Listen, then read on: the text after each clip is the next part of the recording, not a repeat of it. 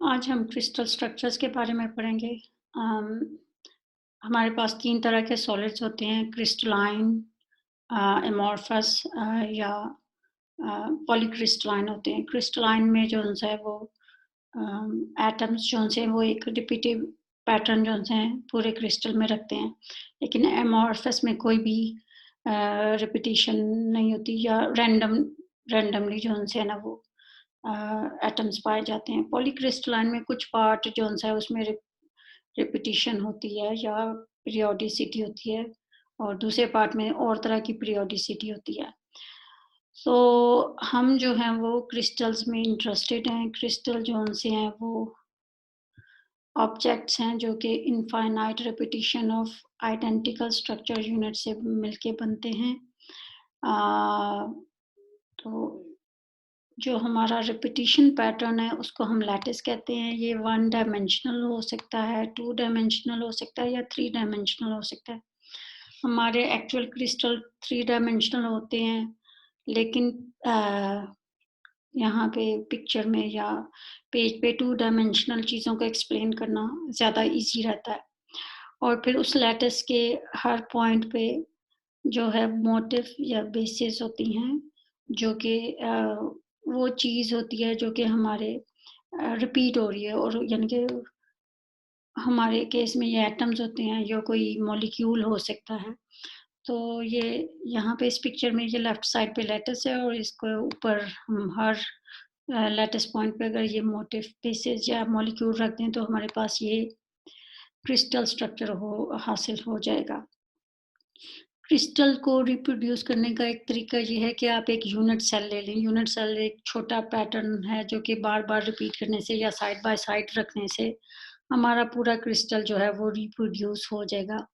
तो इसमें इम्पोर्टेंट चीज़ ये है कि जब आप यूनिट सेल को साइड बाय साइड रखें तो कोई भी एम्प्टी स्पेस ना रहे। जैसे कि ये लोअर राइट पिक्चर में दिखाया, ये कुछ यूनिट सेल्स हैं।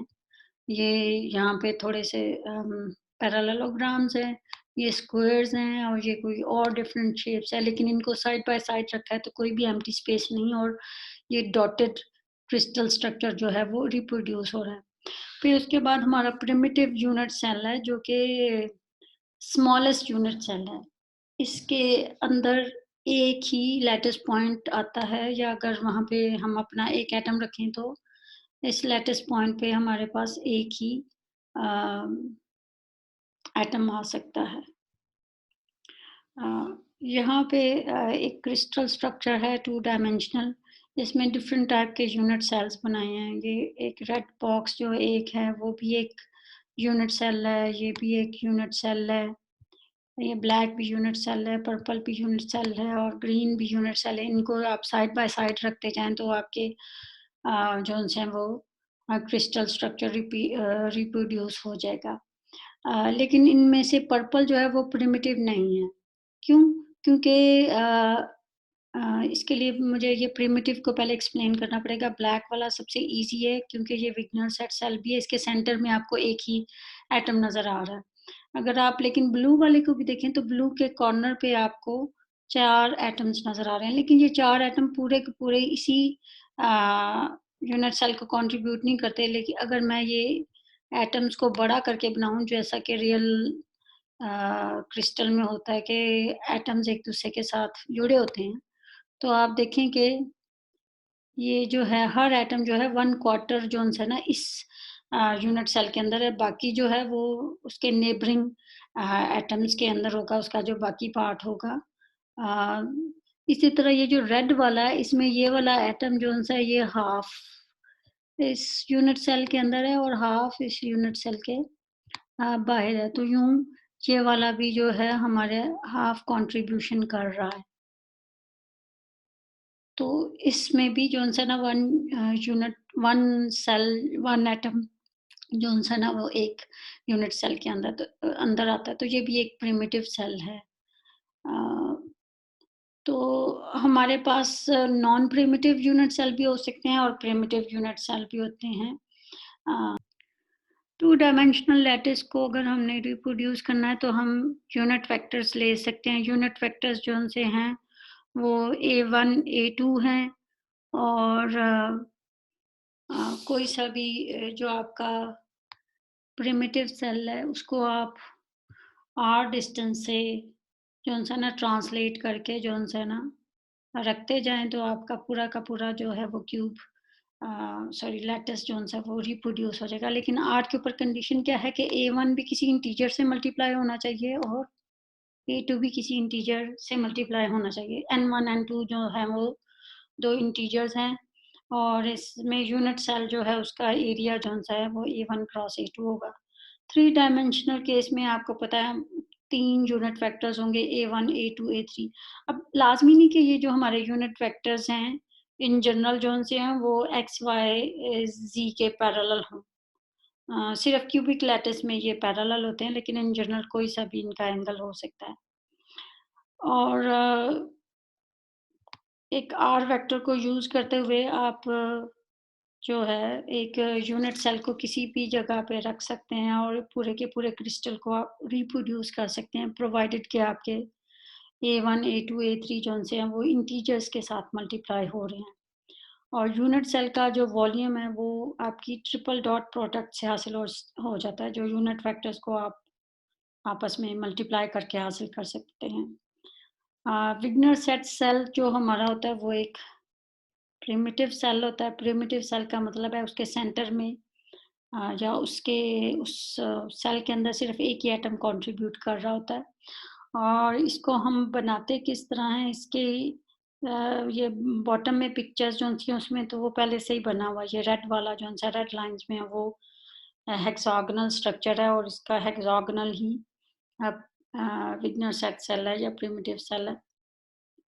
ये भी एक हेक्सागोनल स्ट्रक्चर ही है, तो इसमें पिंक वाला आपका विग्नर सेट सेल है। विग्नर सेट सेल बनाने के लिए आप एक एटम लें और उसके नियरेस्ट नेबर्स के साथ इसको स्ट्रेट लाइन से जॉइन कर दें। ये स्ट्रेट लाइन से मैंने नियरेस्ट नेबर को जॉइन कर दिया। ये इसके नियरेस्ट नेबर्स नहीं हैं जो कॉर्नर्स हैं ना, सिर्फ 2 ही उस 4 उसके नियरेस्ट नेबर्स हैं। तो फिर नियरेस्ट नेबर्स के साथ जो लाइन मिल रही है इसको आपने बाइसेक्ट करना है। तो यानी 90 का एंगल इसके ऊपर होगा और बाइसेक्ट करें तो आपके पास ये एक स्क्वायर बन जाता है। तो स्क्वायर लैटिस का विग्नर सेट सेल भी स्क्वायर ही होता है। और फिर विग्नर सेट सेल के सेंटर में आपको जो है ना वो एटम इजीली एक नज़र हम क्यूबिक लैटिस को स्टडी करेंगे क्योंकि जो हमारे सेमीकंडक्टर मटेरियल हैं वो क्यूबिक लैटिस से बने होते हैं। एक क्यूब में तीनों साइड्स की लेंथ या तीनों यूनिट वेक्टर्स की लेंथ सेम होती है। या अगर आप कहें कि हर कॉर्नर पे एटम है तो कॉर्नर्स एटम्स के सेंटर के दरमियान जिस डिस्टेंस है उसको कैपिटल एल ले लिया जाए तो इस एल को लैटिस कांस्टेंट भी कहते हैं और जो यूनिट वेक्टर्स हैं उनके दरमियान एंगल जो है वो 90 डिग्री होता है। हमारे पास 3 तरह के unit cells sorry cubic lattice होते हैं। एक सिंपल क्यूब होता है। सिंपल क्यूब में क्या है कि जो क्यूबिक स्ट्रक्चर है या उसके कॉर्नर्स पे आप जो हैं वो हर कॉर्नर पे एक एटम रखते हैं। कॉर्नर पे जो एटम हमने रखा है लेकिन आपको पता है ना ये अगर हम क्रिस्टल के अंदर रखेंगे तो कॉर्नर वाला एटम जो है ना इस क्यूब को 1/8 पार्ट ही कंट्रीब्यूट कर रहा है। उसके बाकी जो पार्ट हैं वो नेबरिंग क्यूब्स जो उनसे शेयर कर लें। तो ये अगर आप स्फीयर्स को इनको कट करें तो आप देखें कि 1/8 पार्ट जो-सा है वो यहाँ पे कंट्रीब्यूट आ रहा है और 8 कॉर्नर्स हैं और हर पार्ट से 1/8 कंट्रीब्यूशन आ रही है तो टोटल जो है वो 1 एटम ही कंट्रीब्यूट कर रहा है। तो क्यूबिक सिंपल क्यूब में 1 एटम जो-सा है वो ही कंट्रीब्यूट कर रहा है। तो ये हमारा प्रिमिटिव सेल भी है। तो इसका विग्नर सेट सेल भी जो-सा है वो भी एक क्यूब ही होगा। लेकिन इस सिंपल क्यूब में आप देखें कि काफ़ी ज़्यादा वॉल्यूम हमारा एम्प्टी रह जाता है। मैक्सिमम वॉल्यूम नहीं यूज़ हो रहा है, एटम्स जो-से हैं वो कम वॉल्यूम यूज़ कर रहे हैं। नेक्स्ट जो-सा है वो बॉडी सेंटर्ड है। बॉडी सेंटर क्या है कि वो सिंपल क्यूब ही होता है लेकिन उसके सेंटर में ये यहाँ पे भी एक जो-सा है वो एक एटम आ जाता है और जब आप नेबरिंग क्यूब्स के एटम्स की कंट्रीब्यूशन हटा दें तो आपको कॉर्नर से 1/8 एटम मिल जाएगा हर जगह पे और सेंटर वाला एटम कंप्लीटली इसी क्यूब को कंट्रीब्यूट कर रहा है, तो आपके पास 2 एटम्स जो हैं वो इस यूनिट सेल में पाए जाते हैं। तो इसका मतलब है ये प्रिमिटिव यूनिट सेल नहीं है। लेकिन इस यूनिट सेल में इसका जो है रिपीटिशन पैटर्न या पीरियोडिसिटी को देखना आसान होता है, या क्योंकि क्यूब्स को एक दूसरे के साथ जोड़ते जाएं तो आपका पूरा क्रिस्टल बन जाता है और यूं आप उसकी पीरियोडिसिटी देख सकते हैं। तो इसमें ज़्यादा वॉल्यूम जो है वो एटम्स यूज़ कर रहे हैं। तो हमारे काफ़ी ज़्यादा जो उनसे हैं मटेरियल लाइक आयरन, क्रोमियम और टंगस्टन इसी क्रिस्टल स्ट्रक्चर को फॉलो करते हैं। तीसरा जो हमारे पास क्रिस्टल स्ट्रक्चर है वो फेस सेंटर्ड क्यूब है, एफसीसी। इसमें हमारे पास आप यूँ समझिए कि लूडो की गोटी है, तो उसके हर कॉर्नर पे भी एटम है और उसकी जो सरफेस है जहाँ पे नंबर्स लिखे होते हैं उसके सेंटर में भी एक एटम है। अ, तो फेस सेंटर्ड जोन-सा है, उसमें कॉर्नर वाले आपको पता है तमाम एटम्स जोन-से हैं वो 1/8 कंट्रीब्यूट कर रहे हैं, तो एक कंट्रीब्यूशन कॉर्नर वाले एटम से होगी और 6 फेसेस होते हैं और हर फेस जोन-सा आधा एटम कंट्रीब्यूट कर रहा है। तो यूँ यूँ हमारे पास 3 एटम जोन-से हैं फेसेस से आते हैं, तो यूँ एक फेस सेंटर्ड का ये जो यूनिट सेल हमने बनाया है उसमें 4 एटम्स हैं, तो ये प्रिमिटिव सेल नहीं है।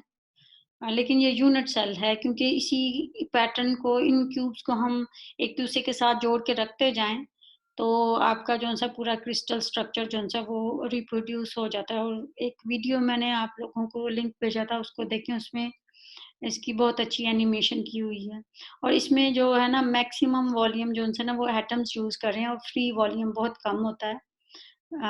तो एल्यूमीनियम, निकल, गोल्ड और कॉपर जोन से हैं इसी क्रिस्टल स्ट्रक्चर को फॉलो कर। डायमंड क्रिस्टल स्ट्रक्चर जो है जैसा कि नाम बता रहा है डायमंड्स यानी कार्बन का एक स्ट्रक्चर है। कार्बन, सिलिकॉन और जर्मेनियम ये डायमंड क्रिस्टल स्ट्रक्चर को फॉलो करते हैं। डायमंड क्रिस्टल स्ट्रक्चर में आपके जो 2 face centred cube lattice zones हैं वो आपस में इंटरपेनिट्रेटिंग होते हैं। तो ये कैसे होता है कि अगर मैं यहाँ पे कॉर्नर्स वाले एटम्स को जोन-सा है ना ये सर्कल कर दूँ, तो ये हमारे कॉर्नर्स वाले एटम्स हैं। ये कॉर्नर में है, ये कॉर्नर में है, ये वाला ये कॉर्नर में है, ये कॉर्नर है और ये कॉर्नर है। बाकी जो व्हाइट एटम्स हैं वो आपके फेसेस पे हैं और जो ब्लैक एटम्स हैं वो एक्चुअली उस फेस से क्वार्टर डिस्टेंस पे हैं। तो ये राइट साइड पे जोन-सा है ना आप देखें कि अगर आपका सबसे बॉटम सरफेस पे जो एटम्स है उसको ज़ीरो डिस्टेंस कहा जाए, तो जो फेस पे एटम्स हैं वो उससे हाफ डिस्टेंस या हाफ लेंथ पे हैं। ये देखें ये फेस वाले जोन-से हैं ना ये वाले फेस पे पाए जाते हैं। फेस वालों को यहाँ पे मैं सर्कल कर रही हूँ। और फिर उसके बाद ये जो ब्लैक एटम्स हैं वो या तो क्वार्टर डिस्टेंस पे हैं या थ्री क्वार्टर डिस्टेंस पे हैं। हाँ, और इस क्रिस्टल स्ट्रक्चर को अगर डिफरेंट एंगल से देखा जाए, ये जो सॉलिड स्टेट के डिफरेंट आप 100 या 110 जो स्ट्रक्चर प्लेन है उधर से आप देखें तो आपको ये दो डिफरेंट तरह के पैटर्न जो उनसे है ना वो इसमें नजर आएंगे। तो ये हमारा डायमंड क्रिस्टल स्ट्रक्चर है। गैलियम आर्सेनाइड जो-सा इसको जिंक ब्लेंड भी कहते हैं क्योंकि इसमें सारे एटम एक ही तरह के नहीं होते बल्कि अल्टरनेटिव पोजीशन पे आपको गैलियम और आर्सेनाइड मिलते हैं।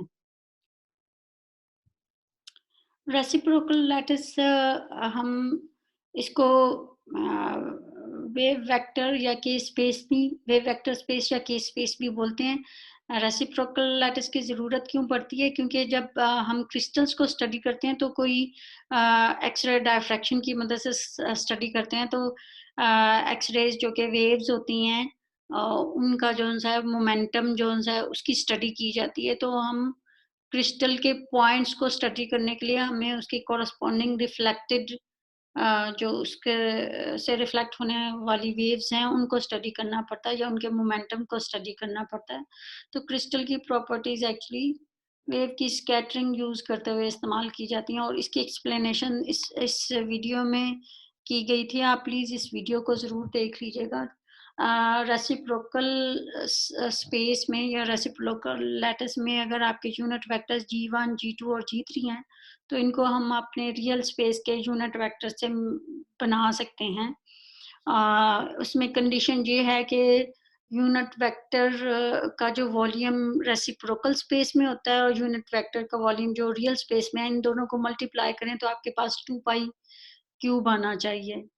जो रेसिप्रोकल स्पेस में आपका विग्नर सेट सेल है जो यूनिट सेल है जिसमें एक ही सेंटर में एटम होता है, उसको ब्रिलियन ज़ोन भी कहते हैं। तो क्यूबिक लैटिस का जो विग्नर सेट सेल है या जो है वो आपका सिंपल क्यूब ही बनता है, लेकिन फेस सेंटर्ड का जो है वो बॉडी सेंटर्ड बनता है और बॉडी सेंटर्ड का जो है वो फेस सेंटर्ड